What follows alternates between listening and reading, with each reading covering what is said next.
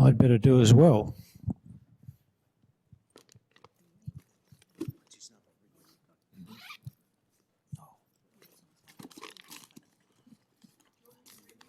Oh. No, don't ring me.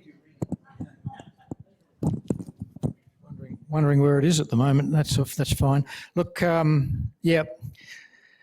Now, some preliminaries. The fire exit or for emergencies is out the way you came.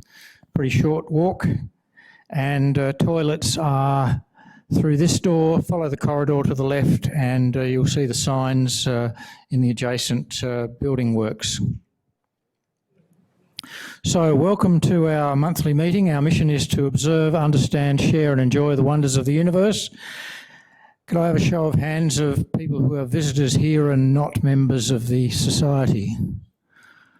Okay, there's a few of you, including our speaker, who I will, I'll of course invite you all to join our association if you find what we do here worthwhile and join our esteemed company in terms of what we do. So main presentations today, a very short agenda, main presentations from our two speakers, announcements and upcoming events, and then we close for supper. So tonight we present our own variable stars, David Ben and Andrew Murphy, who've known each other for quite some time. Now why is it advancing? Now, for David's been an ASSA member since 1984, active since 97, after a decade in Tassie, where he was stunned to witness supernova 1987A and comets SL9 and Hyakutake. For many years, he enjoyed general observing and sharing the sky at ASSA and AST events, that's Astronomical Society of Tasmania. David's interest in variable stars was rekindled after hearing a talk by the American Amateur Variable Star Observers Association, AAVSO, director at the National Conference in 2008, Australia's national conference that is. He's been observing variable stars ever since and is the lead developer of VStar, a multi-platform variable star visualization and analysis software that is used throughout the world. Now, David's been awarded twice by the AAVSO, they're the peak body dealing with variable stars throughout the world. He's been awarded twice by that organisation for his work dealing with variable stars. So he's highly credentialed in that field. As a self-confessed nova addict, he wants another bright one very soon. David has enjoyed talking with Andrew about variable stars over a beer or two in recent times, and that's David and Andrew on display there, having caught up with him again after a long hiatus. So, ladies and gentlemen, first of all, David Ben, please make welcome for an update on the latest novae. Sorry, probably best to just clip that to yourself if you like. No worries. The audio's not the best. So okay. How's that? Yep. Cool. All right. Thanks, Gerhard. Thanks very much. Appreciate it. Might actually like that. Okay. So this was actually going to be an update just about T Corona Borealis, or T CrB as I tend to call it, and others for short. But my wish came true. This month we had two bright novae, and that was just purely happenstance. So actually, well, maybe it was actually more than that. I don't know. No, just kidding. But really, the talk that I'll be giving is about three novae, T Corona Borealis, and a bright nova in Lupus, and another one in Vela that have just been discovered this month. I mean, there are a lot of novae that happen on a fairly regular basis. It's just that most of them are quite faint. The key thing to note is that all of the objects that I'll be talking about tonight are related to that upper left image that you see there, in which you have a donor star of some sort, a red giant or some other giant star, donating material onto a white dwarf. And after a certain level of accretion, around the white dwarf, you end up with a thermonuclear runaway reaction, which leads to something going from being not visible at all, basically, except in the largest telescopes, although these days maybe decent images, to being something that's either naked eye or at least visible in a pair of binoculars or a small telescope. So last year in June and again in September, I was talking about T CrB, which is a nova that when it goes off will be basically the brightest thing, the brightest nova that we've seen in a generation. It could be magnitude 2 or 3. I really like to be able to say it happened, but it hasn't. We're still waiting, and obviously that star there is fake news. It's not actually real. What I've literally done is copied and pasted the Alpheca, the alpha star there on the left-hand side, into the place where we expect that to happen. Sorry, Gerhard, the volume okay? Might have to project. Project a little bit, okay, all right. Just a minute.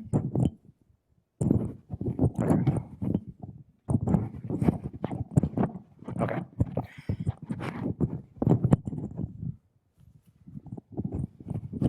Okay, so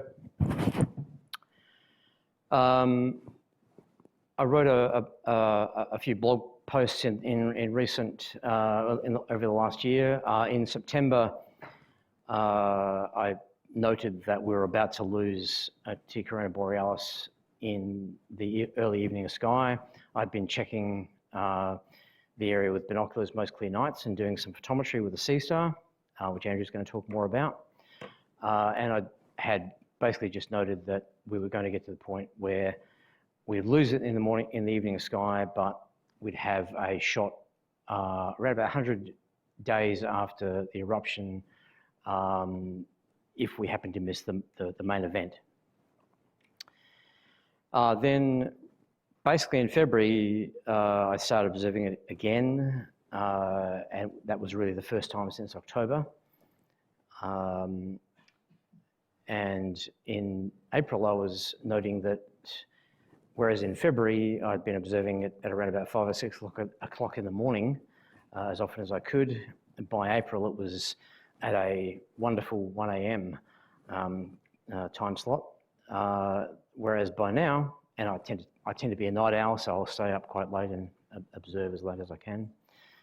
Whereas now, you can get out there quite happily, look in the northern sky, and see it without too much trouble at all. So if you're looking into the northern sky, you'll see Arcturus, and then there's another bright star just to the lower right called Isar, and then off to the right you have the crown of Corona Borealis. So on the right-hand side there, I've got the crown, the Corona Borealis constellation, and the location, the expected location of the nova.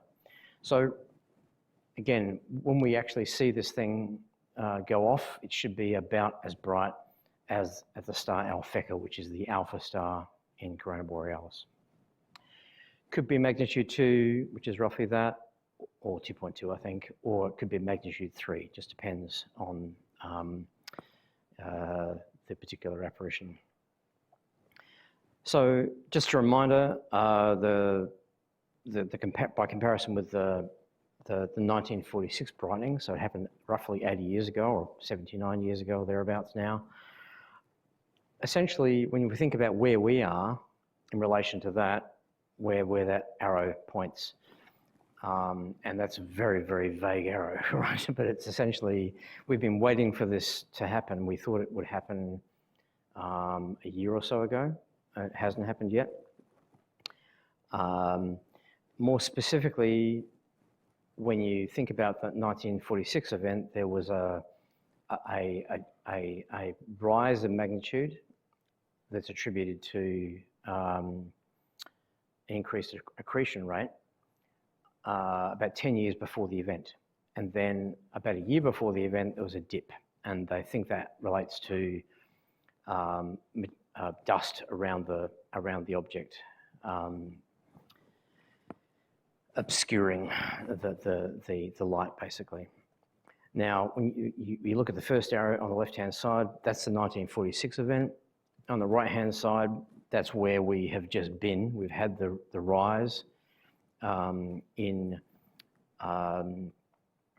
2014, early 2015, and then the dip happened in March, April 2023.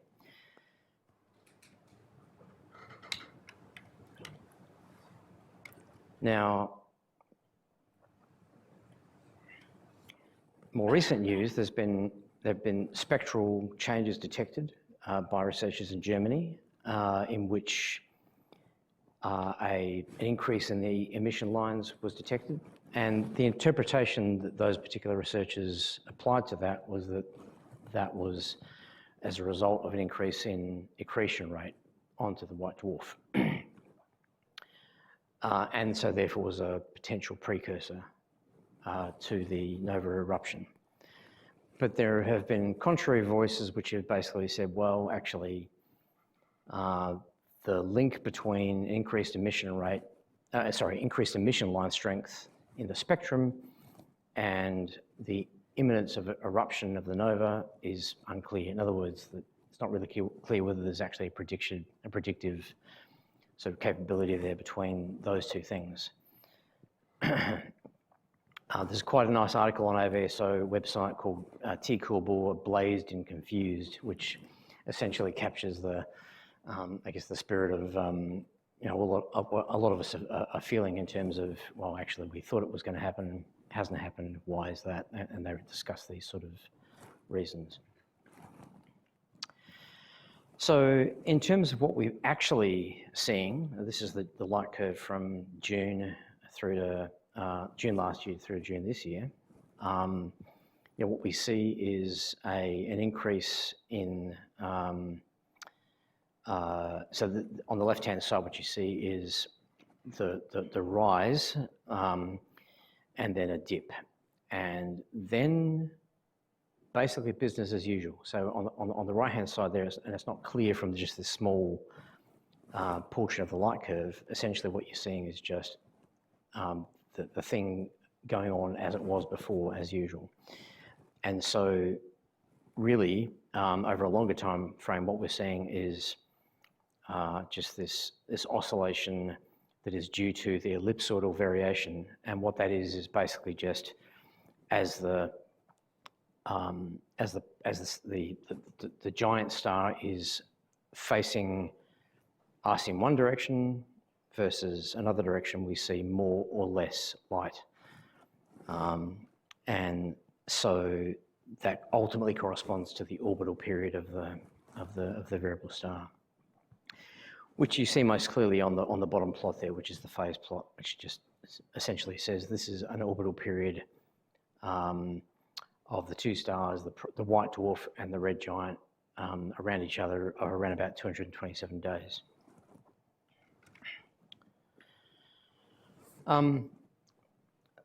There was a paper late last year which was called "When Will the Next T CrB Eruption Occur?", which has had a little bit of controversy associated with it, I suppose. Essentially, the author was saying, well, if you look at the successive events and the dates of separation between the events, there is apparently a relationship between the orbital revolution period and the occurrence of the events, and in particular that it's an integer multiple of the orbital revolution period. We know, as with all novae, that eruptions are not strictly periodic, but they're, you know, in the case of T CrB, it's essentially 227 days. So what Gene Snyder inferred, if that's the right word, is that the eruption date after 1946 should be that date, that's the Julian date 2431861, plus some number multiplied by the orbital period. And that was the basis of what he was thinking. Now, that led to some predictions for the T CrB eruption of March this year. Well, obviously March is gone. November, we'll see, or June of the following year. The first thing I heard about this was an article that a friend at work sent me, which was essentially a popular science article, which really latched onto this and assigned, I suppose, a greater certainty than was warranted to this. As I said, the first of these days has passed with no nova eruption. I guess we'll see in November, maybe. But I think it's important to note that the author of this article, in the abstract, quite clearly said that this was an investigation that was based on the combination of previous eruption dates and on the orbital ephemeris of the binary system without any hypothesis on the eruption mechanism. So he's not actually saying, on the basis of this supposed integer multiple of periods, orbital periods, I have an explanation as to why the eruption is going to occur. It's really just an observation, which, you know, I think is fairly honest, to be honest. But yeah.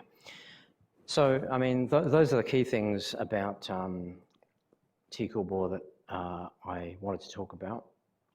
There are other things, but I think that's probably the key sort of findings so far. Moving on to another nova. So this is nova in Lupus, V462, and this is an image by Kim Thalassoutis, roughly 2-minute image, I think. And I mean, the first thing I'll say about this is that it's beautiful by comparison to my wide field DSLR image, which is blurry for one thing, because every image that I take for the purpose of DSLR photometry is deliberately blurred because I'm trying to spread the light across as many pixels of the DSLR sensor as possible. And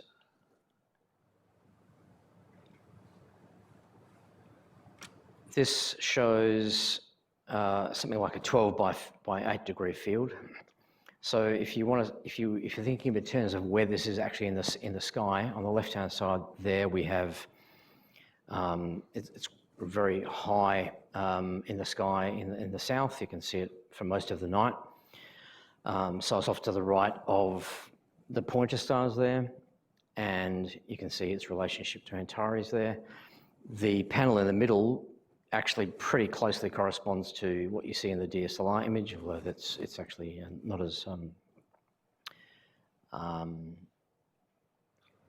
wide there. But basically, yeah, it's if you I've written a blog post about this. I'll put it on ASSA chat. You can have a closer look at that if you like. There is a finder chart on the right-hand side, which if you were to take that as it is, you'd have to rotate it 90 degrees to actually get the same orientation in the sky as you see there.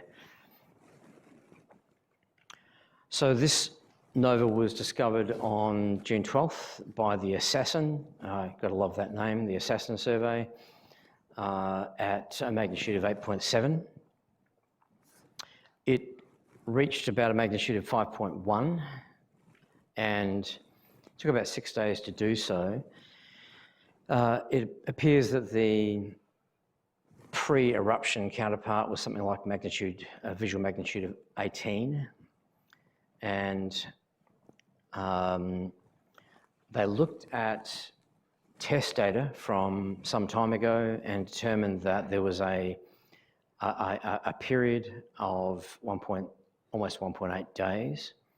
And they saw this as a sine wave, and they've interpreted this as being the orbital period of the system. Now, they didn't actually say in this astronomer's telegram post, but I'm assuming that it's the same sort of thing with T CrB, where you have an elliptical variation of the two components of the system. We have a bit of extra brightness as one part of the system.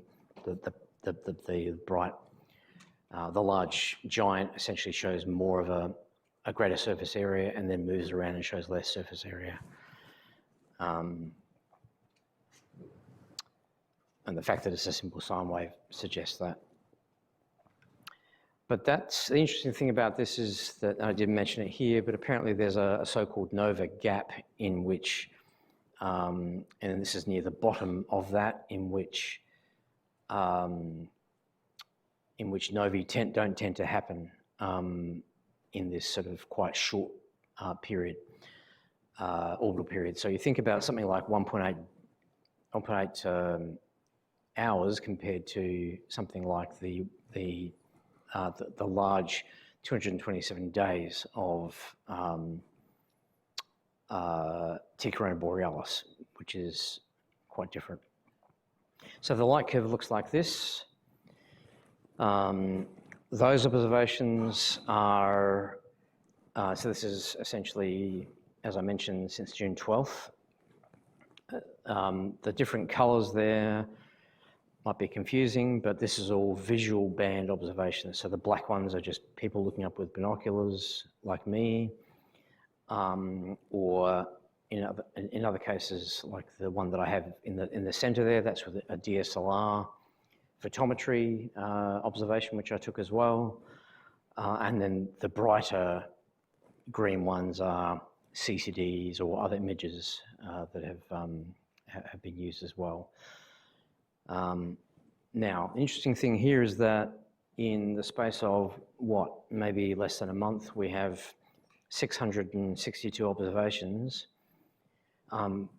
Given that how high this is in the southern sky, there really isn't much going on in the northern hemisphere in terms of observations. If this had been in the north, we would have probably thousands of observations at this point.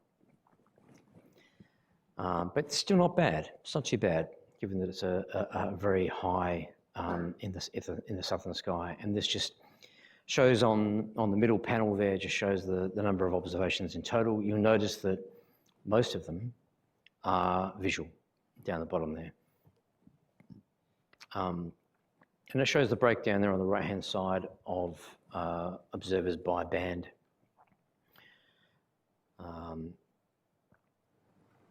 Yep. Okay, so the next nova is nova in Vela, which is also quite southern. So this is 572 Velorum. Again, this is an observation by Kim of about 2 minutes. And this is a DSLR white field observation of mine. So that's the nova there, and the grouping of stars to the lower right of that is one field of comparison of stars. There's a field immediately to the left, lower left, which is also good for comparison. And again, you'll notice that the stars are quite blurry because I'm trying to deliberately spread the stars over a large number of pixels. In terms of where this is situated in the sky, so we have on the upper left of the nova we have Eta Carina, and on the lower right we have the false cross. I haven't shown a more detailed view here, but the finder chart on the right-hand side there does show a more detailed view. And again, if you were trying to orientate yourself in the sky with this, you would rotate that field by 90 degrees to get the appropriate rotation. And again, I've written blog posts about this and sent them to ASSA chat. I've had issues with email. I believe that's sorted out now. Now, interestingly, with this one, whereas the lupus nova was discovered by an automated survey, this one was discovered by a couple of Australian amateurs, so John Seach in New South Wales and then Andrew Pearce in Western Australia independently found it on June 25th. So this has literally only happened several days ago. as opposed to, say, magnitude 5.5 or 5.1, this one reached 4.8. So that's pretty bright. If you're in a dark sky, you're going to be able to see that naked eye pretty easily. But if you look at the light curve compared to the one we just saw, it's really messy. And I'll say a bit about that. So whereas the Lupus star, or Lupus system was considered to be about magnitude 18 in terms of the progenitor star, the thing that was there before the nova happened. This one is likely to be about 22.2, and a blue star with large amplitude variability. So the night that I tried to observe this to begin with, after the announcement, and I'd actually been away for a couple of days, and I had an email exchange with Andrew Wendelbourne to find out about this, and then read the follow-up observing campaign announcement. But there was a lot of cloud that night, and then overnight there was a Fermi, a gamma ray space telescope observation that indicated that there had been a gamma ray excess that was consistent with the optical position. Probably my favourite astronomer's telegram of recent times is this one where they talk about the fact that it's not obviously a classical nova, based on spectroscopy. And by the way, I should say I've got the name up the top, which starts with P and V. That means possible or probable nova.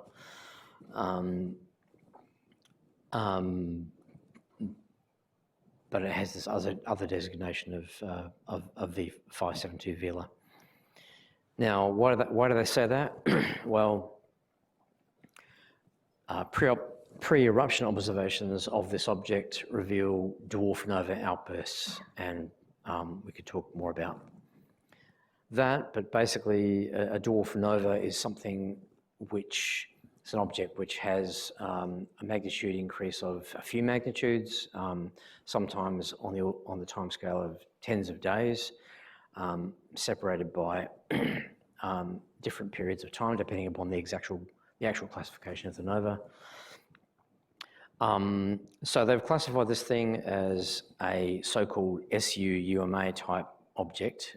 Or if you look in the variable star index on AVSO, you'll see it's got this classification of N for nova plus UGSU, which basically means SUMA, a type dwarf nova, which is a subclass of this UG Minorum type.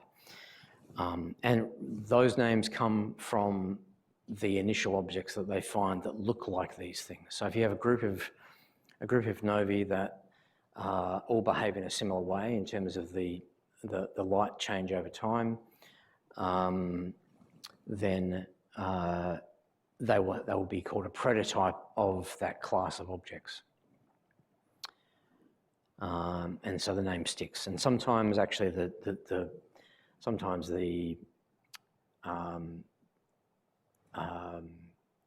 behavior of other stars in that group will be different from the prototype, but they're all sort of classed under that prototype. So really, and this is the last slide here, so in comparison to the Lupus nova that we just saw,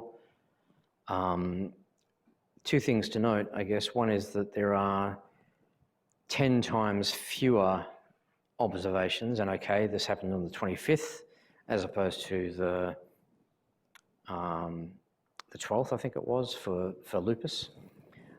So basically need more observations. Just get out and observe it however you can with binoculars or DSLR or Seestar or whatever.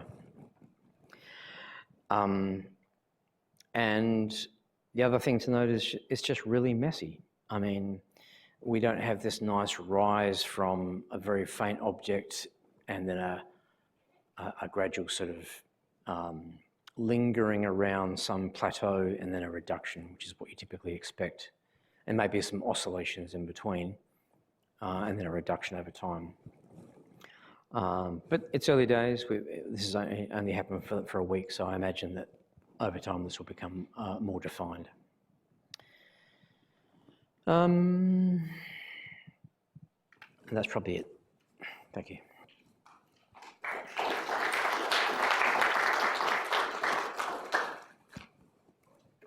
Okay, folks, you've heard all about the imminent, soon to be imminent, T Corona Borealis and 2 naked-eye novae in our southern skies. Any questions out there? Michael, you'll have to shout. I've been using light telescope remote sky cams to keep an eye on T4. Very, very handy. Cool. Yeah. Any sky cam around the globe that's showing their data. That's good. Yeah, I'm doing it the hard way. Getting up at ridiculous hours of the night and getting out and observing it. So that's a really interesting thing to note, is that there are, I mean, apart from a star like SS Cygni, which is a dwarf nova itself, I think, T Corona Borealis is probably the most observed star ever. If you look at the number of observations in the last,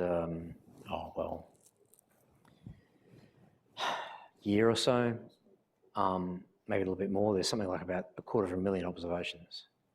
And most of those are photometric, but many are visual as well. So I don't expect to be the first person to observe it, let's put it that way. Joe. David, you said that the observations for the Vela one were messy. Yep. I noticed that just about all of those observations were visual observations. Yeah, right.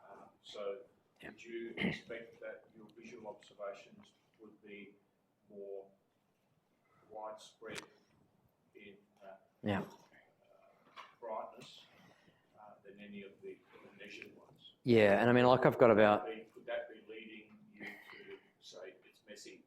Potentially. I mean, I've got 3 or 4 observations that are DSLR photometry based that I haven't processed yet. And I'm expecting that they will be way better than what I've done with the binoculars at this point. So, I mean, the best you can do is something like plus or minus 0.1, as we know, with variable star visual observations, as opposed to, say, 100th or 1,000th of a magnitude with a DSLR or a CCD. So, again, it comes down to the lack of observations. And really, you know, with any variable star, you know, unless you have lots of observations, either lots of visual observations or a small number of precise photometric observations, which we'll see from some of Andrew's stuff, and some of the things I've done with Seestar and DSLR, you're just not going to get that sort of. But it really comes down to observations of some sort. Yeah. Okay, yeah, perhaps one last question from Andrew at the back. You'll have to shout, Andrew.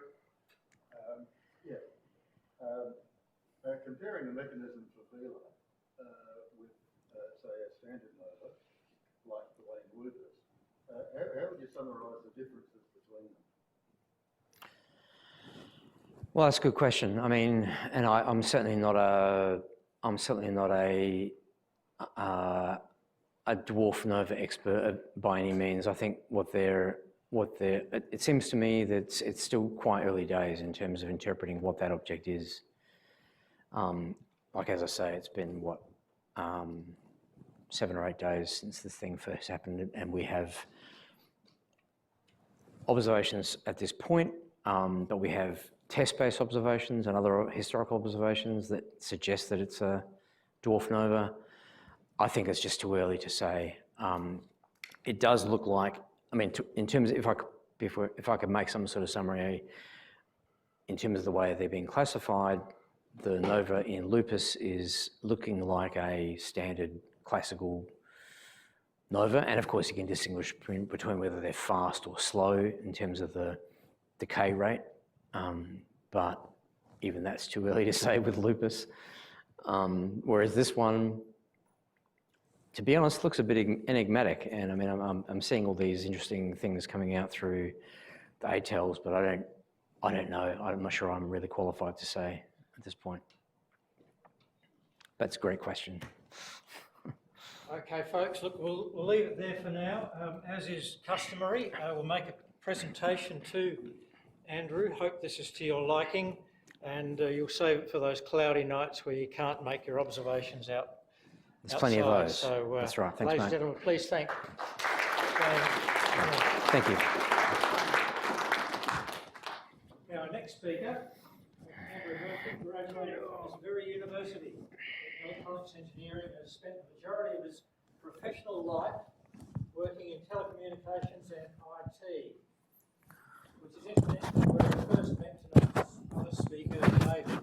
His journey into astronomy and astronomy started later in life when he found himself at the loose end during COVID and enrolled in the Masters in Astronomy course offered by Swinburne University of Technology.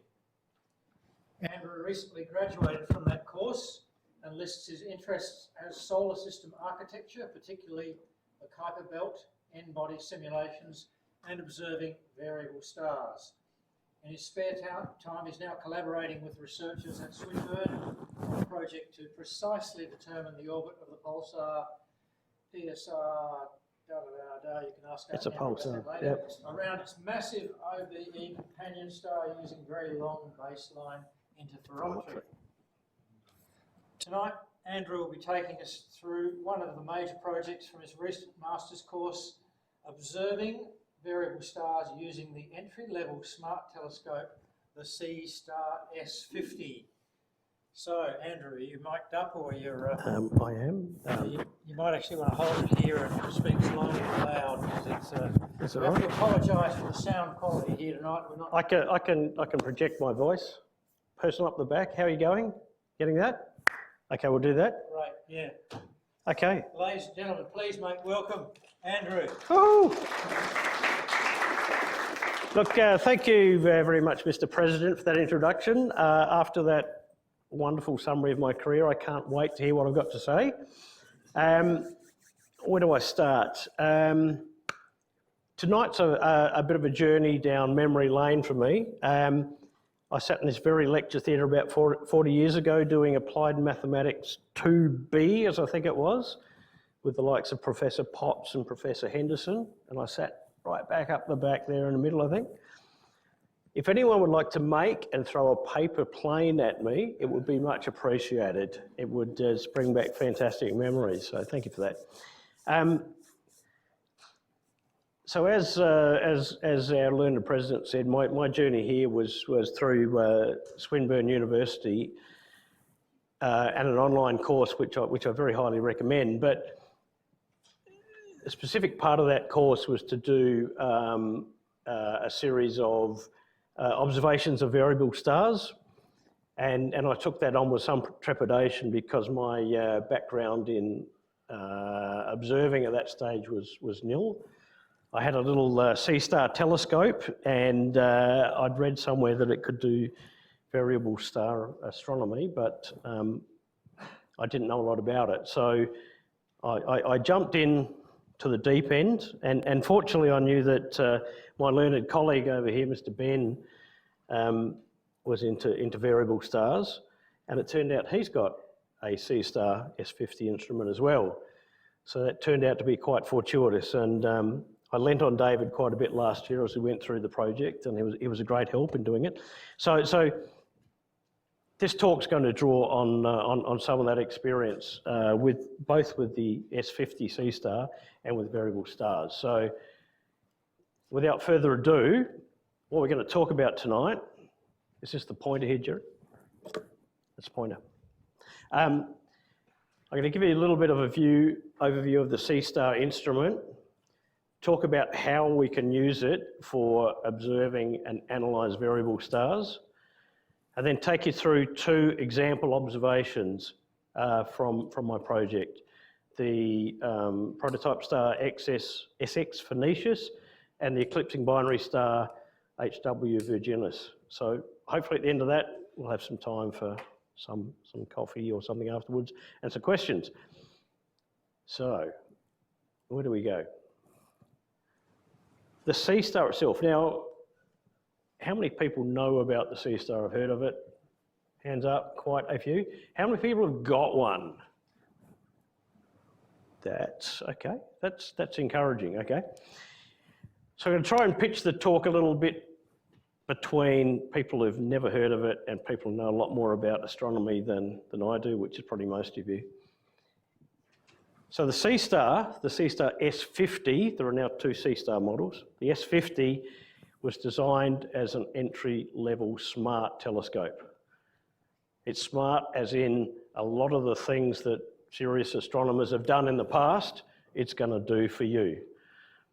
You don't need experience to use it. I convinced a mate of mine over a couple of beers one night that he needed to buy one. He ordered it that night. A couple of weeks later, he was observing Messier objects and he knew nothing about it. The Seestar weighs in at less than 2.5 kilos. You can set it up in less than 5 minutes. And you'll notice from the photograph there, which was taken on my kitchen table, it doesn't have an eyepiece. You can't look through it. The only way you can control this thing, the only way you can see that what this telescope is doing is through an app.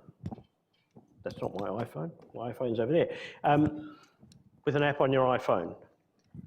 The Seestar will automatically focus for you. It will locate objects in the sky and will track them as it moves. It will take photographs as it goes. It can also, and this is the really impressive part, it can stack those images in real time. So you point it at, I don't know, Messier 42, it takes a 10-second image, it displays it on your phone. It takes another one, stacks it, displays the stacked image. So as it goes through the images, it gets clearer and clearer and clearer and clearer. It's a really clever piece of technology. The good thing is, it's delivered in a rugged case, fits in here, and it would be really nice if it said "Don't panic" on the front, but I just made that up. So I'm going to ask my colleague, David Ben, my learned colleague, just to show you how easy it is to set up while I keep talking.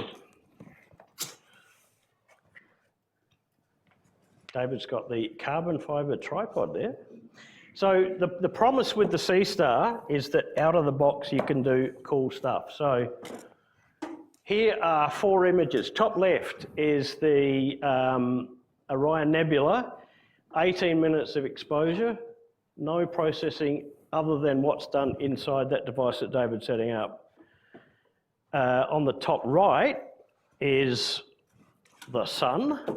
And to observe the sun, the Seestar comes with a cool little filter that you put on.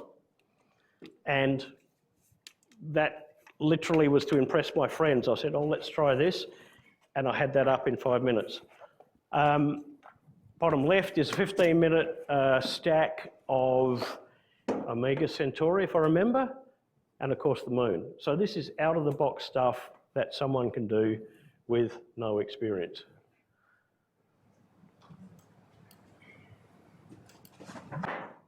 Let's move on. But if you're buying this thinking that you can see the planets, it's not the scope for you. Field of view is such that that's the best you'll get for the planet Saturn, right? So it's a scope that's got a specific use. Deep sky objects, galaxies are fantastic, but if you want to view planets, they're going to be a dot or a little blurry smudge like that. You can actually see Jupiter and you can see its 4 major moons, but not much more. Okay, smart telescopes like this device. Thank you for setting that up, David. I'm just going to press the button here, turn it on. Smart telescopes like this are a bit of an emerging market. So Seestar's just come out with a smaller device again with a 30mm aperture. Which is even lighter again, and you've got the Dwarf 3 on the right-hand side, which is totally different look and feel. Interestingly, Now this thing's going to talk to us in a minute. You ever heard of it? Powering on, ready to connect. There you go. So it's telling us it's ready to connect to my phone and be controlled. The Dwarf 3 is interesting because it has both a telescope mode and a wide angle mode, but it's got a really interesting use case. You can use this to observe birds. And more than this, you focus your Dwarf 3 on a bird, and if the bird flies off, it will follow. All right? That's the level of smarts in these devices. So it's much more than an astronomical telescope. The lens technology is impressive, but it's really the software that enables all of this stuff. Right, moving on, getting a bit technical for a moment. This guy here, if I were to open up, it's got a 250mm focal length, a 50mm lens, and a sensor that gives you a basically 2000 by 1000 pixel resolution. A field of view that's going to pick up roughly 2 full moons across, but it's an alt-azimuth mount. It spins that way and the telescope goes that way. And that gives you the normal limitations of alt-azimuth.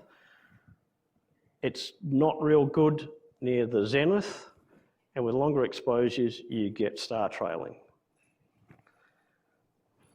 This thing will store 64 gigabytes of images, and each raw image is 4 megabytes, so it's about 16,000 images you can take. And you would struggle to do that in one evening, although I've come close. Battery down here is 6 hours, but you can plug an external battery. I've got an adapter for my Ryobi battery, power tool battery that plugs in here, and I ran this the other night for 11 hours, I think, and with the lens heater on, and it was still going strong in the morning.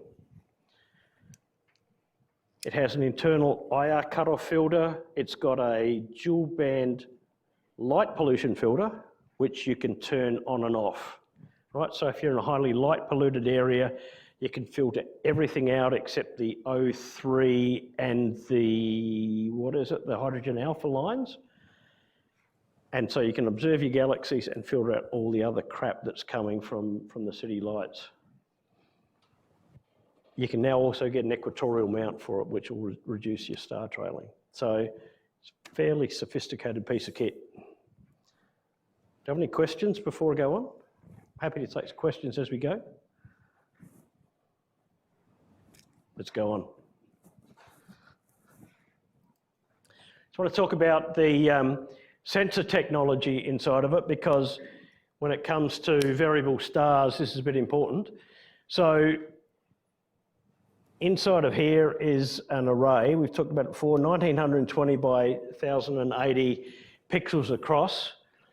What this image is showing in the grey area here, these are the sensors that measure how many electrons from your lens, how many photons are hitting the sensor here. And on top of those sensors, we've got a Bayer matrix of filters. So we've got alternate blue, green. Here we've got green, red. They filter the incoming light so that only the light of that colour hits the underlying sensor.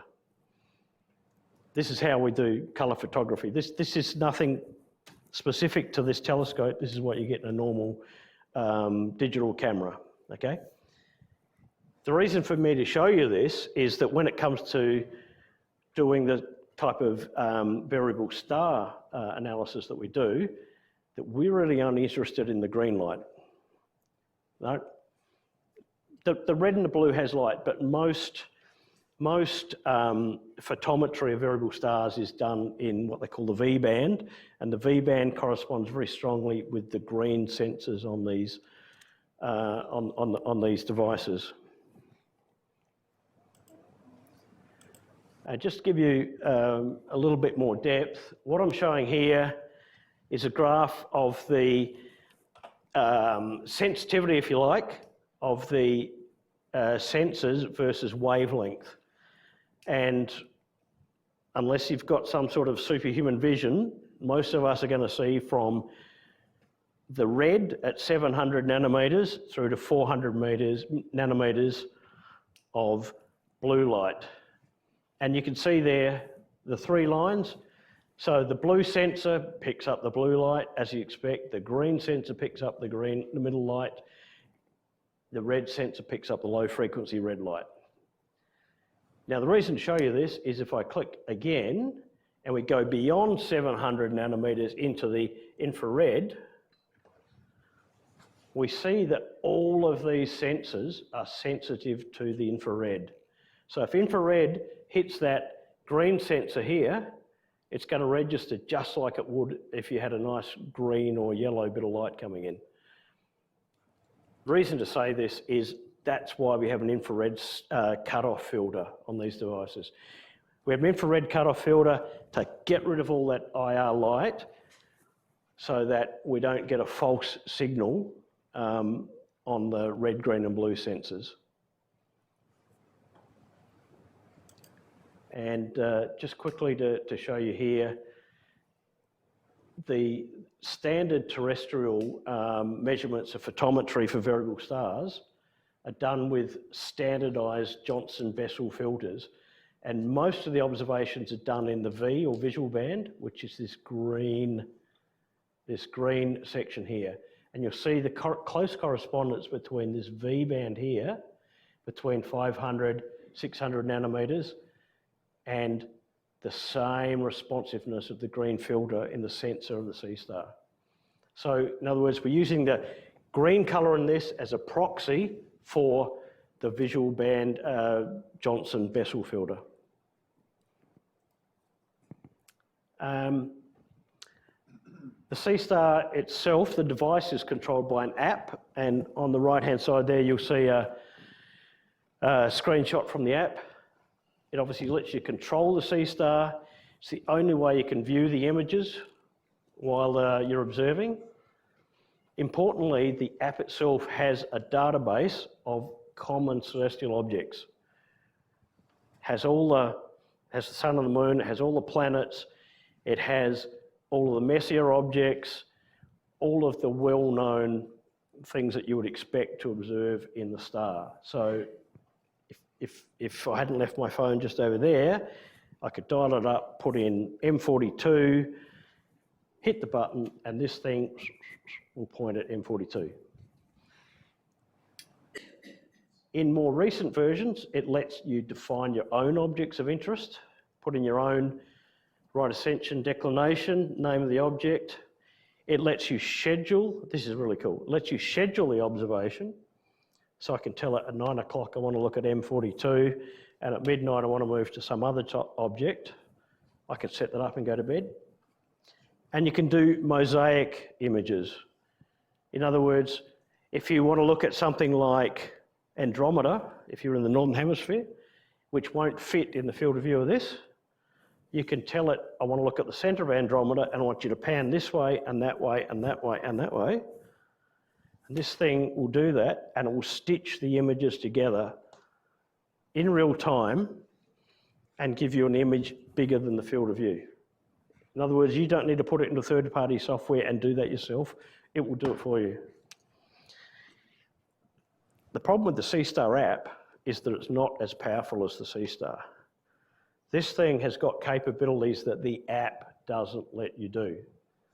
And so it's got features like dithering, where between images it'll move a couple of pixels this way and that way and that way and that way, just so you don't hit the same pixels every time. You can't control that. Even though it's a feature of the hardware, you can't control that with the software. Many other things like that. So it's a bit of a limitation of the Seestar app, but there are third-party solutions that let you get around that. So I guess the question is, tonight I'm going to talk about short period variables and how the Seestar can help you and why it's so useful. And the reason is, 2 reasons. You can set this up, it will run all night and track the object, but it will continually take images of that object at a cadence that you determined. Essentially, we're setting this thing up as a camera. It's acting as a camera, click, click, click, click, click, click, click, all night long.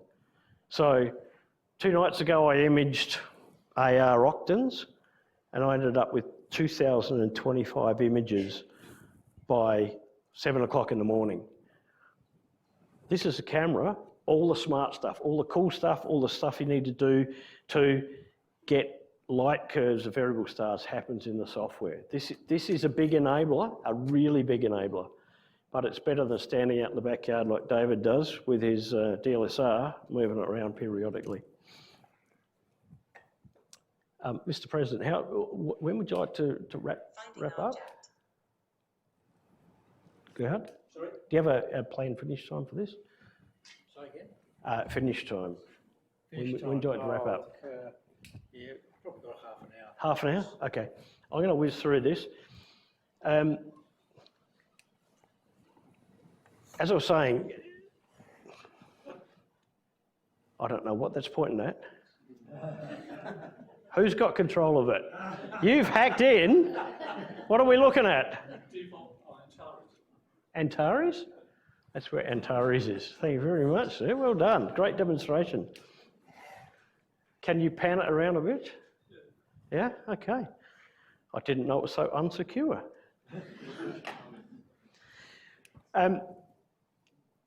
So we need software to actually make the whole workflow possible. So I've listed 4 types of software. We need to be able to target our star, know where our star is going to be and plan the observations. We need to be able to control the Seestar, and someone's obviously figured that out. We need software to process the images, and this is probably the most important part.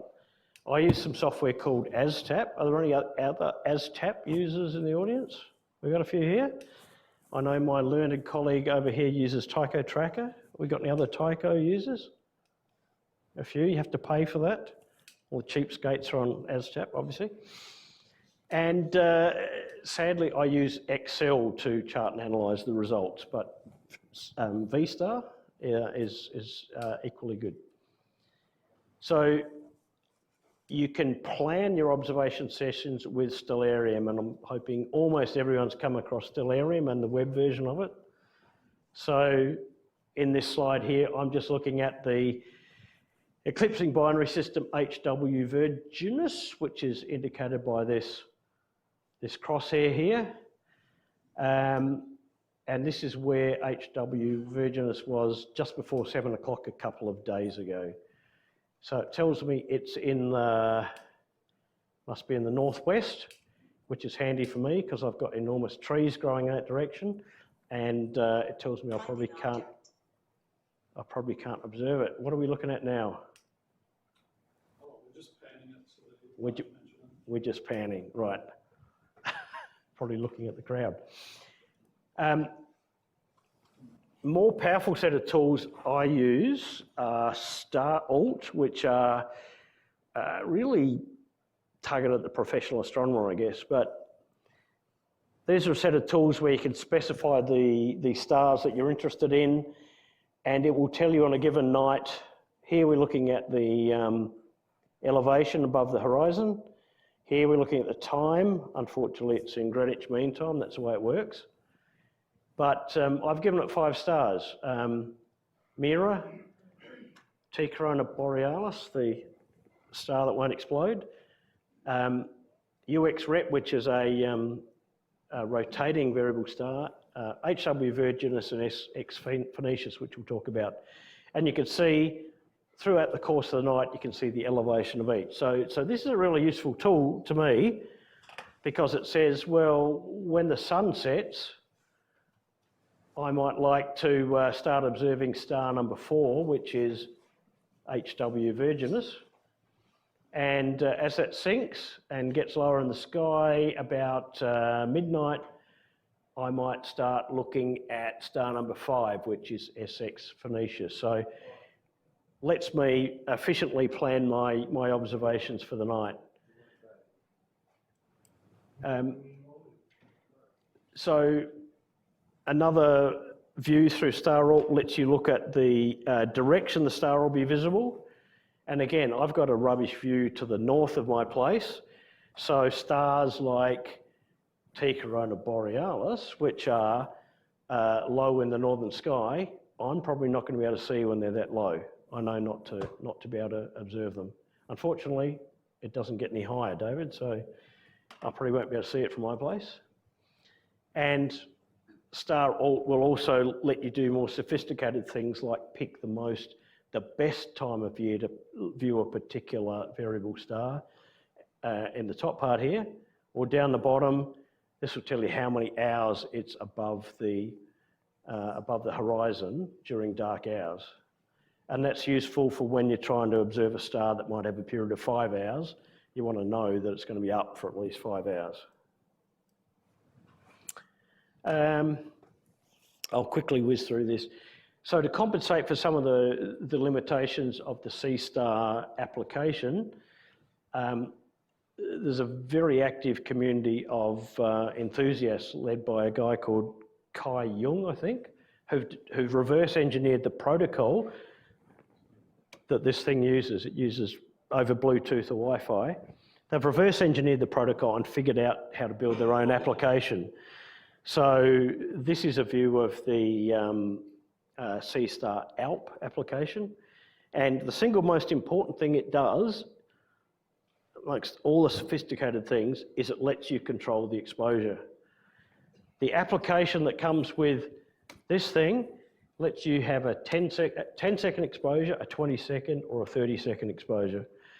And if you're looking at a magnitude 6 variable star, for example, you'll overexpose it with even 5 seconds. So we need a way to be able to control the exposure of this, and the third-party tool, Seestar ALP, which is completely free, is the way to do it. I'll skip over this. Just give you a sense of what it looks like once you've selected your target. This here is the Seestar screen, and I've set up the favourite objects I'm looking at. These are all variable stars. Turns out I want to look at HW Virginis tonight. If I click on that, it gives me a quick little graphic, shows me the altitude of HW Virginis and tells me it's in the northeast.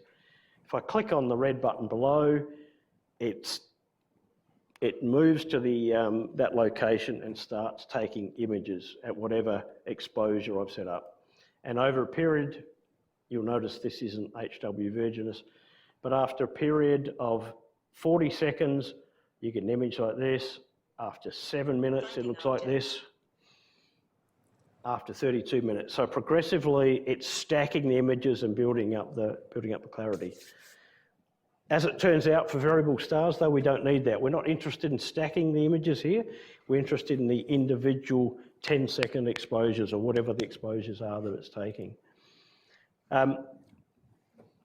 Just to say here, this is how I actually do the observing. Once I've clicked on the button and the Seestar has found its target. Now, this is the perils of using AI for observations, for generating images. For bonus points, who can find the 3 obvious errors in this photograph? What do we got? Those legs do not bend right. The leg. This gentleman's got a broken left leg. Yep. Do you think this gentleman is a member of the Simpsons family? Yeah? He's only got 4 legs, four fingers. And how about that? How about the fireplace under the television, huh? Yeah, absolutely. So just be very careful when you ask generate images. Okay, I'm whizzing through this. We've set up. We've done the observing session. We've woken up the next morning, and literally, this is my experience 2 nights ago. The Seestar ran all night. I got up at 7 o'clock in the morning. I took this thing in from the lawn was literally frosted, and the lens header kept this going. And we need to start processing the images. So, fortunately, you plug this thing into your laptop, it looks just like a USB drive. So down here, I've plugged it in. I'm looking at the star AR octans. Here's the files. I just drag and drop them onto my laptop. That's the easiest part. Next thing I need to do is extract the green channel, because we said we're trying to do V-band photometry. We want to look at the green channel. So the software does this for you. Using ASTAP, you select all the files, you say extract green channel. It takes that complicated matrix of blue, green, and red, gets rid of the blue, gets rid of the red. It does a little bit of interpolation between or averaging between the green, and it gives you an image that's half the width and half the height, quarter of the size, only containing the green. Then we stack it. So why do we do this? So on Monday night, I got 2,025 images of AR octans, and they're noisy as hell. It's a magnitude 12, 13 star. So what I did is I stacked them in groups. So every 16 images I stack, it might have been 32. I stack another 16, I stack another 16. I reduce the signal noise ratio. Instead of 2,000 images, I end up with 100 and something, 120, 130 images. But the point is I've increased the signal noise ratio and I've still got a decent number of images. I need to select some comparison stars. So for example, for HW Virginis, which is this little crosshair in the middle, the AAVSO, the American Association of Variable Star Astronomers, have got these standard fields where they've identified that around this star, there are these 1, 2, 3, 4, 5 stars which are known not to be variable. So if I know they're not to be variable, I can use them as a reference in doing my variable star analysis. And so this is a bit of a busy slide. Over on this part of the screen here, this is a screen from ASTAP. I've clicked on this star here and said that's my variable. I've clicked on this star here and said that's one of my check stars. And I've clicked down here and said that's one of my comparison stars. I've told ASTAP what I'm looking for. I click the button, ASTAP does all the clever stuff. Goes through every image I've got, and it does a comparison of my star against the check stars, against the background, and it comes up with a number. Out of all this data that we've got, out of 4 megabytes per image, we end up with 2 bits data. We end up with the time it was taken, and we end up with the brightness. That's really all we're interested in. Everything else gets thrown away. So this is a screen from ASTAP, and you can see what I'm talking about. It tells me all sorts of stuff I don't need to know anymore. The temperature, the binning, the air mass, everything else. What I want to know here is what was the midpoint of my observation? Because I've stacked, I want to know the midpoint. And here I want to know the magnitude. And if I put that into Excel, I get a nice little chart like that. That's what it all comes down to. So 2,025 images at 4 megabytes each. I'm not qualified to do the maths. Is it 10 gigabytes, something like that? It comes down to that one little chart. A lot of redundancy in the data. That's the process I'm going through. So really, if I can spend the next 10 minutes, I've got 2 examples, and they're both pretty cool. So SX Phoenicius is one of the stars I did as part of my master's project, and it's the prototype of the class of stars, which is to say it was discovered many years ago, and many other stars have been discovered since that have the same properties. So they are now known as XS SX Phoenicius type stars. What's remarkable about this and what makes it really good, if you're ever going to get into variable star astronomy, is that this is so easy to observe. It's got a magnitude of around 7.3 and it's got a cycle of 79 minutes. That's about 2 glasses of red wine, right? While I'm sitting inside in front of the television that's about to set on fire. It varies by nearly a full magnitude every 79 minutes. And it rolls off the tongue, easy to say, it varies by 0.8 of a magnitude.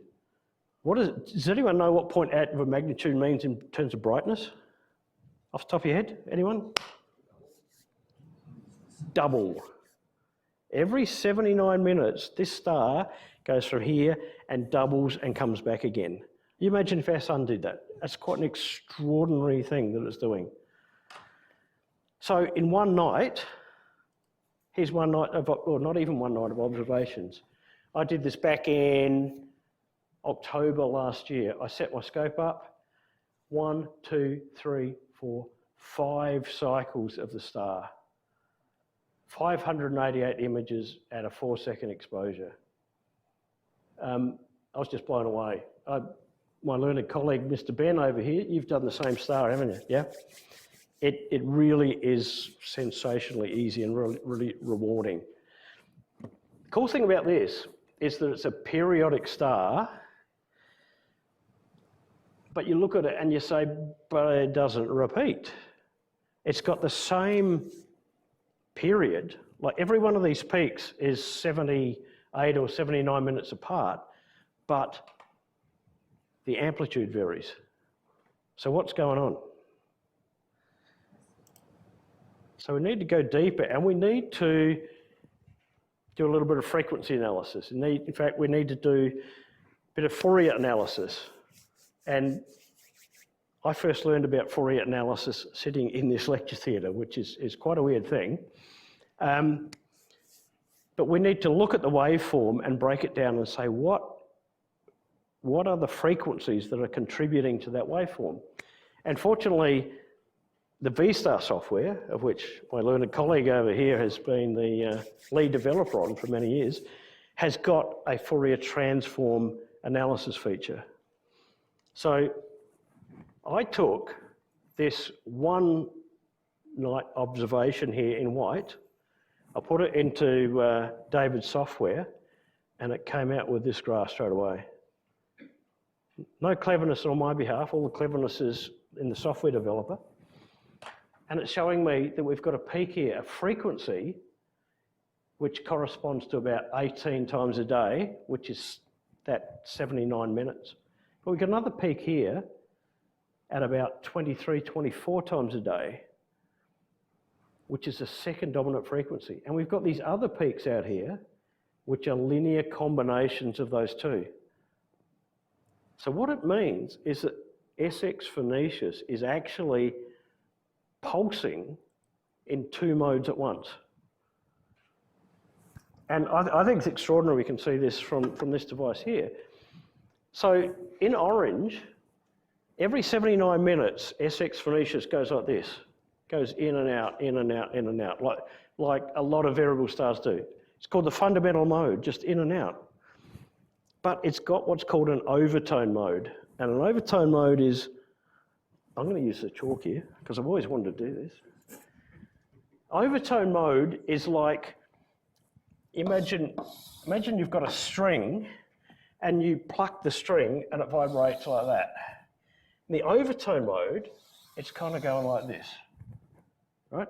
So SX Phoenicius, if I drew it in cross-section as a sphere, this is the outside surface of the star. There is some point in the middle of the star which is stationary, if you like. And there's a pressure wave going out that way and going in there, but nothing's happening in here. And so you've got this complex combination of a star doing this and another mode where you've got a stationary point where it's kind of going in and out at the same time and nothing happening here. So if you combine those two, what we found, you've got a 79-minute fundamental mode, you've got a 62-minute overtone mode, and if you add them together, just simple mathematics, you end up with something like that green curve there, which is kind of what we see here. We've got two things at once happening inside the same star. In fact, some of the papers on this star, which is a very well-studied one, there are up to 16 different things happening at the same time. But these two are the primary ones. These make it exciting. But I think the exciting point to make is I could find this in one night's observation with free software, including stuff written by that gentleman over there. Well done, David. Okay, and just whizzing through one more star to take you through. This was another bit of a surprise to me. HW Virginis. This is an eclipsing binary system. So we've got a really, really bright star, which is about half the mass of the sun, and we've got a much dimmer red dwarf going around it, about a seventh the mass of the sun. And this is getting dimmer again. This is like magnitude 10. So I don't think we can, David, can we see this with binoculars? Magnitude 10, just? On the verge of what you can see with binoculars, right? These two stars are going around each other, the really bright B-type, the dim red dwarf, going around each other every 2 hours and 48 minutes. It's an extraordinary rate of knots. What happens when we look at it? This curve blew me away. I was expecting there to be two eclipses. Yep, we see one eclipse when the big one goes in front of the small one. We get another eclipse when the small one goes in front of the big one. But what I wasn't expecting was to see this beautiful curve here, here, and here. And I had to read up to find out what was going on. Let me show you what is going on. So this curve here is a section of that evening's observations. So at point number 1, we've got the small star, the small dim star is behind the bright one. And we've got an eclipse, which is why we've got, at point number 1 here, we've got a little dip. The big one's eclipsing the small one. But what happens as that small dim star comes out, the big star, the B-class subdwarf, reflects, its light gets reflected. I was blown away by this. The light gets reflected off the M dwarf in the same way that the light gets reflected off of Venus when it's going around the sun. And the further that this M dwarf goes around the primary star, the less of that reflection we see. And that's why we see this brightness starting at about 10.5 magnitude, going down to about 10.7, because we get progressively less of that reflection. We get to point number 5, and the M dwarf completely, not completely, but partially covers the primary, and we get a big dimming down to 10.6 magnitude. But then it climbs out of that, and we start seeing the reflection build up and up and up and up to the point where we get to 8, and then we get another eclipse. So we're seeing 2 eclipses, and we're seeing the reflection effect. And HW Virginis, again, was the first star where this was observed, and it's now known as the prototype of this class of stars. There are other ones that do this. So that was a surprise to me. I think when I showed this to my learned colleague, he described the light curve as exquisite. It really is exquisite. It's beautiful. Really quickly, is it accurate? Is the method I'm describing to you accurate? Well, yes, it is. This is a Czech star that comes from the AAVSO database, BLFO 59. The textbook magnitude of that star is 10.742. you can see my observations in red and another night in black. They are within 0.01 magnitude of the published value of that star. So this is a method that works. And just to show you a couple of comparisons, here's a star called XZ Cetus from a paper by Sabos. There's my curve that I got over a series of 5 nights last year. Here's a star, this is an RR Lyrae star from a 1986 paper. And I'm highlighting here a couple of little bumps in the curve that are typical of those sort of variables. So they appear in the paper, and that's the curve I got doing the observation last year. It's pretty good stuff out of a low-cost instrument and free software. Hot off the press, I just wanted to share this with you as I wrap up. 2 nights ago, I did observe octans, partly because it was the first clear night that we'd had in about 2 weeks, but I wanted to see how far I can push this little scope. And the answer is I can push it down to about 13.4 magnitude, which absolutely blew me away. It took me 2,025 images over 9 hours, stacked into groups of 32, but you get a curve that is just like it should be, and it's quite accurate. What else can Seestar do? Whizzing through this, I was talking to someone about this outside. You can use this beast to measure asteroid rotation. As asteroids rotate, they're not all spherical.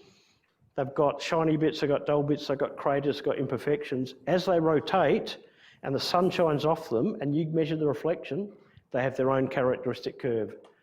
So this is a curve from a gentleman somewhere on the web of 15 Eunomia, and you can see a variation of about probably 0.2 of a magnitude, quite a regular one.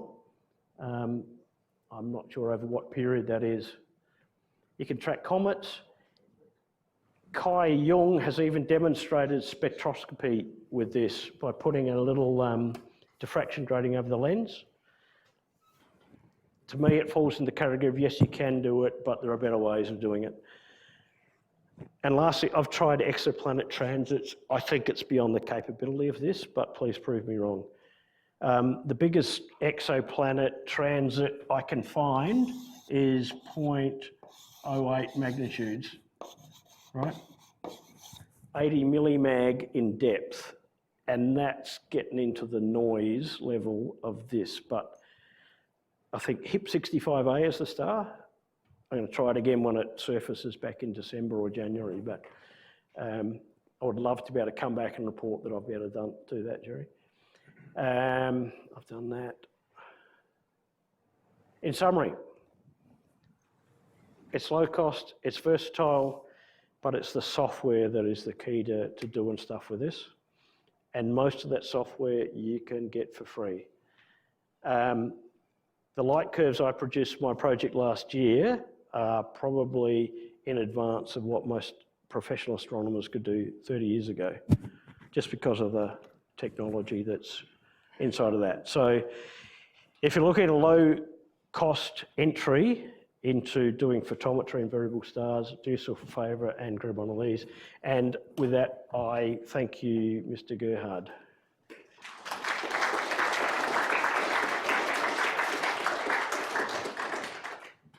Okay, we have time for a few questions. Oh, yeah, just one thing on the questions. Okay, if you're interested in a copy of this, grab that QR code. Yeah, question? Yes? You talked a lot about stacking.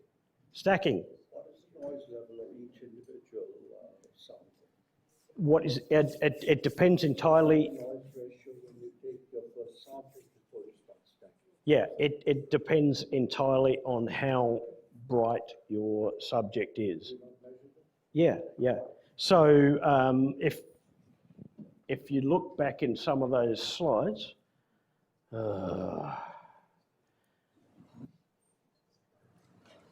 here, for example, You can see the signal noise ratio column where the mouse is. So this is showing varying between 53 and 38 as an SNR, and those images are, that's 32 images stacked, but we're looking at a magnitude 13 star, so you'd expect the signal noise ratio to be relatively low. Often on some of the more variables, I'm getting 300 plus. Before you stack, what is the last factor density of the noise and times? Oh, before I stack? Excuse? You asking before I stack? Before, when you first take the sample, you have a certain Yeah, sample. it would depend entirely. The density of the noise. Yeah, it would depend on the air mass. It would depend on. When you measure it at the sensor. Yeah, it would depend on all those conditions. You measure voltage, you measure noise. Yeah, I don't have access to the voltage or anything like that. Yep, no. Fair enough. Okay. Yeah. Did you have to build your confidence that you could leave it running all night, whether from moisture? Yeah. Did I have to? Okay. The question was, did I have to build my confidence in you operating the instrument? Look, where I am in the Adelaide Hills, the two biggest issues were dew, and once I figured out the dew heater, and kangaroos. I was worried about kangaroos knocking the bloody thing over. But no, once I got an external battery so I could operate beyond 6 hours, I set it and forget it, absolutely. Yep. If you hear a bit of rain on the roof, you want to sprint out and bring it in, obviously. But there hasn't been a major issue, no. Okay, folks, one last question. Andrew at the back. And the Brit? A comment and a question. Yeah. The comment is that you should add to your list to throw an application. The question is, right back at the beginning, you showed the sensitivity graphs. Yep, And all three colours seem to be quite sensitive and infrared. that's right. Does that mean you can put the filter on the other way around and do measurements in the infrared region? You mean take the filter off? Is that well, put the Yeah, it's inverse filter. the filter's not user removable. It's in here. There's a filter wheel that lets you take the. I said there was a like light pollution filter in there, and that can rotate in and out. But as far as I know, you can't rotate the infrared filter out unless someone else knows differently. No, I'm not aware of that.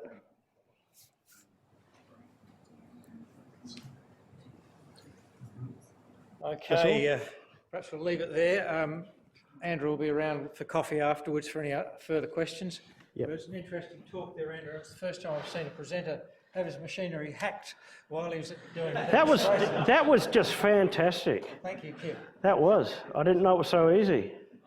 And look, I'll just leave this up here because I've got the QR code that points to the presentation. I've got the QR code that points to my master's project. There's got a lot more detail in it. So if you want any of that, click on those images there. Right. Yeah, I'll have to come back to that because the rest of the show continues after that with my slides. Oh, does it? Oh, boo. All right. Thank you, sir. In this case, look, Andrew, I hope you enjoy that with your three-fingered AI friend.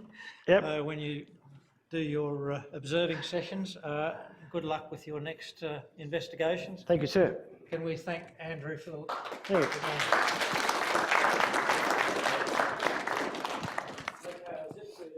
Oh, did you make this? I did. I was going to throw it at you. Oh, come on. Get there. We have a YouTube channel, Astronomy SA. We're starting to populate our Was a very good one. YouTube channel with past speakers, and in particular, the Sky this month by My confidence in aerodynamic Paul capability. He's done one for June, I believe, and as we go into July, just take 2 hours off from the time he says in his presentations. Well worth seeing. That's this night. Annual dinner and awards night. Put it in your diary. Saturday, 6th of September. Service awards, imaging awards. A great time dining. Come back. In particular, judging is by 3 independent judges this year for the imaging awards. A short promo for our dinner by Marie Wills of our awards group.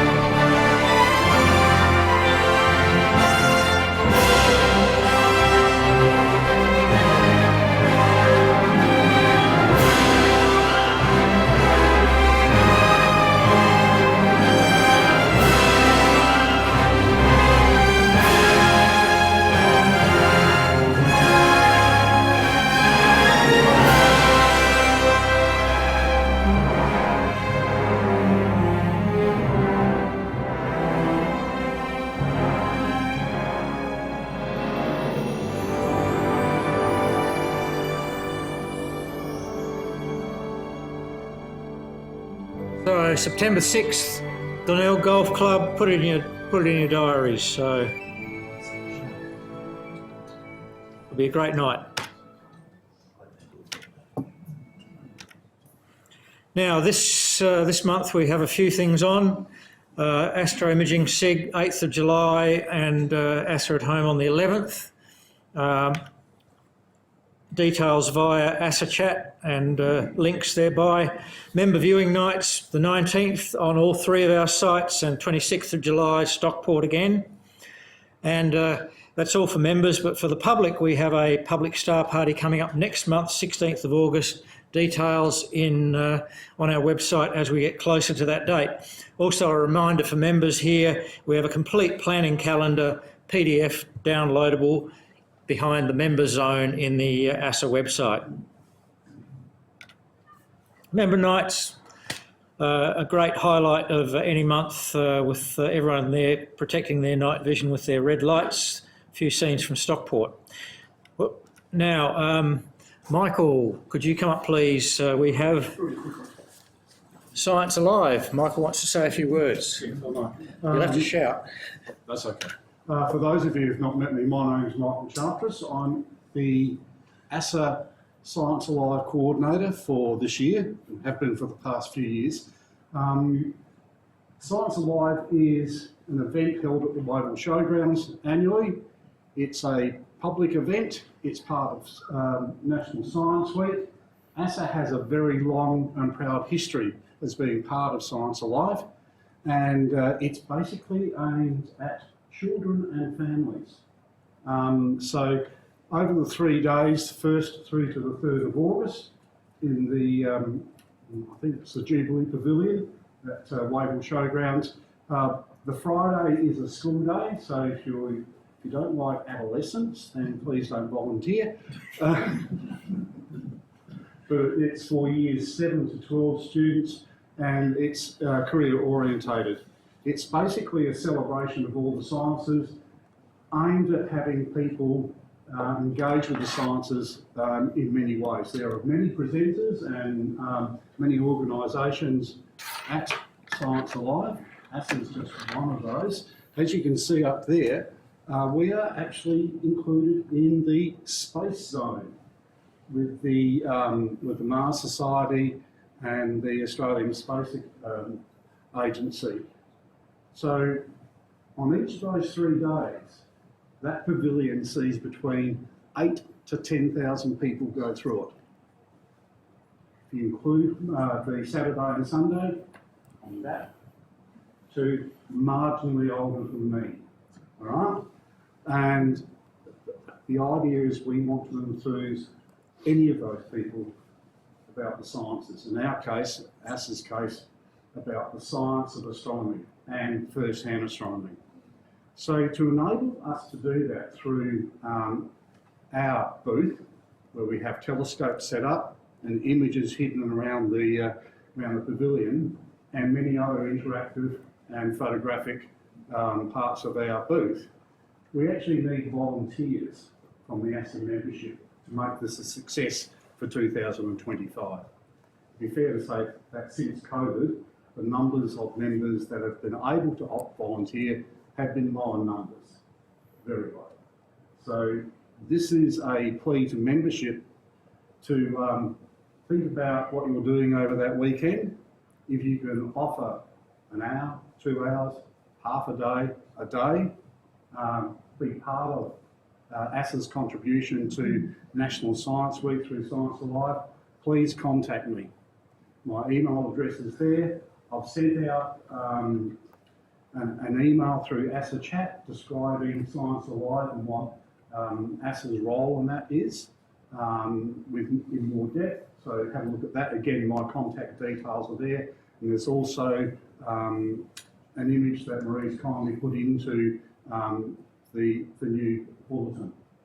So if you are interested, and it doesn't matter if you are a beginner in astronomy or you're esteemed experts such as our two colleagues this evening, it doesn't matter, because the delight is most of the people that come through our booth have never looked through a telescope and never looked up. And part of our role is to enthuse those people to do so. So if you have the inclination and the time, and we'll take you through all the things that are there, so whether you want to help 5-year-olds make a moonscape out of Play-Doh, or explain how to do some astrophotography to someone who wants to get started, or help a 60-year-old and their grandchild to look through a telescope for the first time, that's your gig. So please contact me if you're interested and you have the time for it. Thank you, Gerhard. Thanks, Michael. Yeah, I haven't been a vigorous volunteer myself, but I'll be there this year. And some years ago when I did it, it was great fun, just imparting knowledge and talking to enthusiastic kids. So great fun and a great way to introduce ASSA to people as well. So in terms of volunteers, we have a couple of vacancies for secretary and young astronomers officer still. In particular, if you know something about ASSA and how it works, then encourage you to come forward to the secretary role in particular. Also welcome 2 vacancies that have recently been filled. Joe Greeder in Bright Yellow and Colin Hill there as well. Welcome back to council. Thank you for stepping up. Merchandise, none tonight, but look out for it next month when we're back at the Brags. Remember our sponsors, Adelaide Optical and Bintel. If you're buying anything to do with Astro gear, discounts to ASSA members if you say you're a member. Again, ASSA membership, well worth joining for all the benefits that members enjoy. Our various channels to the media, particularly our Facebook and YouTube channels for past presentations. Thank you to our helpers tonight, Dor, Brian, so on. Think about volunteering yourselves. Tea and coffee in the foyer. Just out there, there's some free stuff tonight. Some free stuff, all right. Okay, so at this stage I'll close the meeting. Thank you all for attending. See you next time in the Brags. Oh, and I should say we have another interesting speaker, a 20-something-year-old guy who's started his own business developing CubeSats. So how he's branching out into the education sphere, STEM and all that. He's building and launching CubeSats here in Adelaide. So next month. Thank you all for attending. Good night.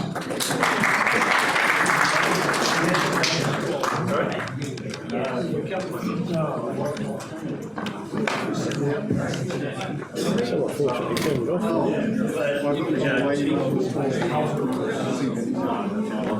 Yeah, well done, Andrew. I feel a little bit rushed. Bit rushed there, but yeah, very entertaining, so that's good. Oh,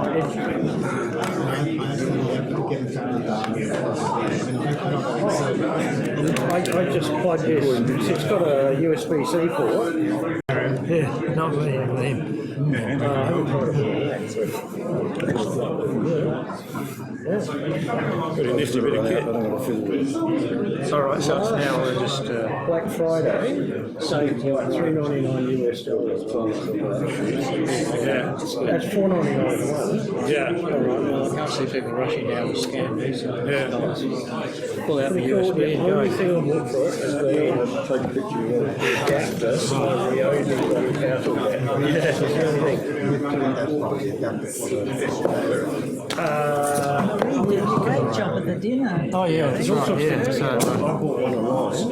Found it online. Yeah, I mean, it's just so. yeah, really nice. So, what sort of kit have you got at the moment? I've got a 12-inch dog. Sorry. It's just my partner, she's through telescopes. Just her eyes just ain't right for it. And that she's talked about that. And that is very clearly she's come tonight. Yeah, so I got it to try it out. Yeah. Then I got into this variable start thing, and I found it to be really useful. Yeah, I didn't think it'd be that good. Yeah, When you stack the images, you can get, that 0.01, 0.02 magnitude accuracy. Yeah. Where'd you get the T-shirt, by the way? Oh, my sister made it for me. Oh, yeah, okay. Yeah. I made one. Yeah. You remember the man? Santa Miller. Yeah. Wasn't he cool? Hey? Wasn't he cool? Yeah. You can still find him on YouTube. Oh yeah. No, I remember that as a kid. I enjoyed his shows. Yeah. There you go. Good, how are you, sir? Thank you for the nice lecture. Pleasure. I was just hoping to pick your brain on the career. So my career is similar to yours. So I did my bachelor's in mechanical engineering and master's in aerospace. Just like you, I was sitting in one of these chairs with mathematics. Yeah, I want to go into astronomy and astrophysics as well.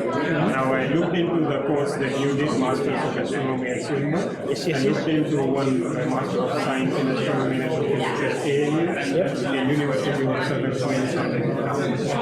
What I want to do is eventually I want to go into PhD, get my doctorate and do research in astrophysics. So what do you recommend? I'm on that journey too. I've just finished the master's and I've been looking at the Swinburne course is a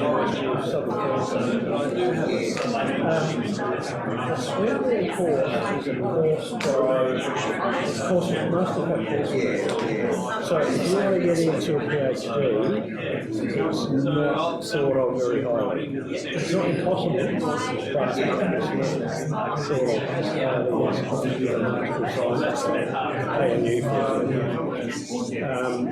if you did go to Swinburne and you did an entire course online, they have had a few people go to PhD, but they generally put them through having said that, I've got some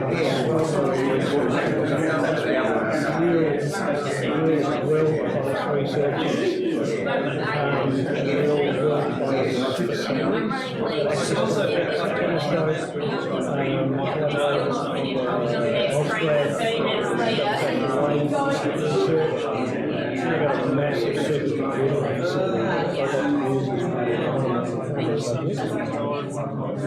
But yeah, you've got to be careful.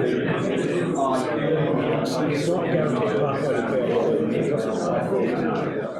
Yeah, because in my research, what I found out is Swinburne courses of physics coursework. ANU offers both coursework and research work. But in ANU, they want every student to have a strong